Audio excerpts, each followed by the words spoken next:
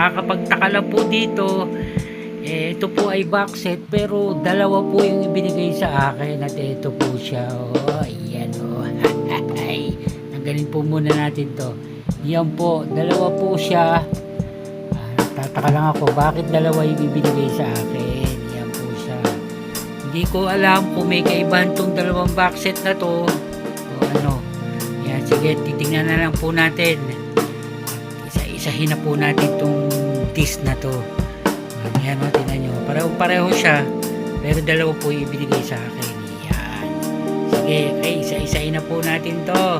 Pagka po yung pareho po ito, ibebenta ko na po yung isa para bawi-bawi po tayo sa binili ko.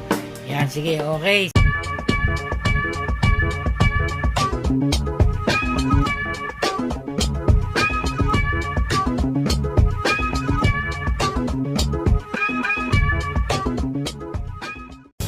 Ito na po yung box set natin ng The James Bond Collection.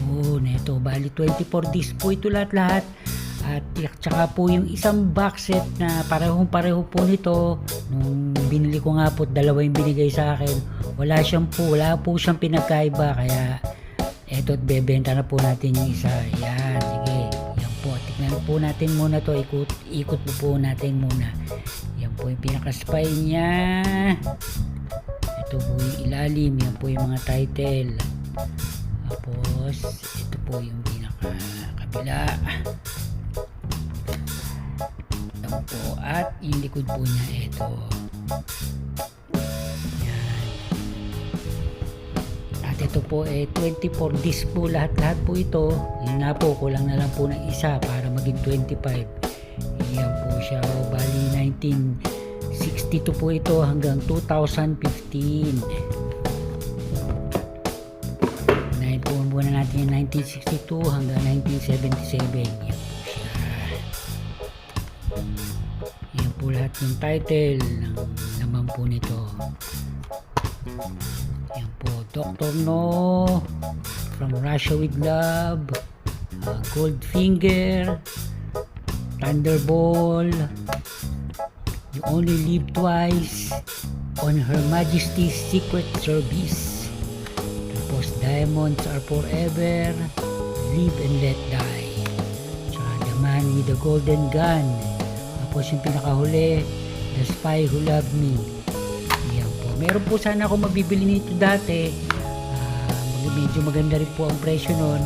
Yun po yung bali ano po pala yun, 50th anniversary po ng James Bond, kaya lang 24 disc lang po yan, hindi po katulad nito 24 po ito bali 24 movies po, yun po 23 movies, kulang po siya ng bali dalawa. Ito mura rin po natin nakuha to, kaya ito na po ang pinili natin. Yan po, 1979 hanggang 2002. Moonraker, For Your Eyes Only, Octopussy, tsaka A View to a Kill, tapos The Living Daylights, tsaka License to Kill, tapos Golden Eye, tsaka yung Tomorrow Never Dies, tapos The World Is Not Enough, tsaka Die Another Day. Yan po siya, bali magkasing kapal po siya ng isa. Yan po. Tapos yung pinakahuli po natin, bali kay Daniel Craig po yata ito, 2006 hanggang 2015. Ito po yung pinakalaman. Ito po yung Casino Royale,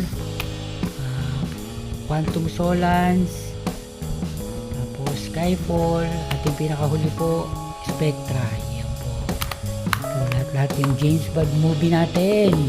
Bali po yung isa, siguro bibilin po natin ng individual yun. Hindi na po tayo bibili ng box set nito. Medyo madugo rin po syempre ang presyo. Yan. O yan mga ka-HT, hanggang dito na lang guys sa susunod na video. Thank you!